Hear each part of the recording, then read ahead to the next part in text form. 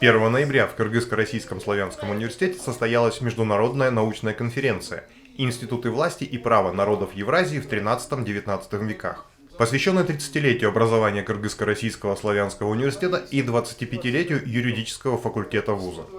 Организаторами мероприятия выступили Алтайский государственный университет, КРСУ, научно-образовательный центр алтаистики и тюркологии «Большой Алтай».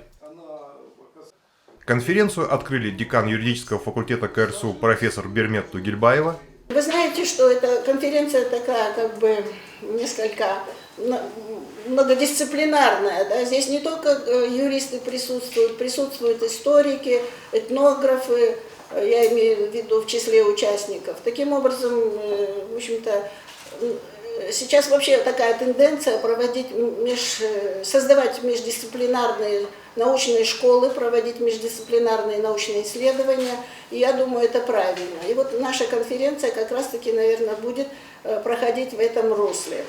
И директор юридического института Алтайского государственного университета, доктор юридических наук Антон Васильев. Затем участники мероприятия, ученые и эксперты из России, Кыргызстана и Казахстана обсудили вопросы, связанные с традиционными и современными методами изучения правовых памятников и правовых реалий народов Евразии, формированием и эволюцией представлений о власти и праве у народов Евразии, трансформацией институтов власти и источников права в переломные периоды истории народов Евразии и многое другое.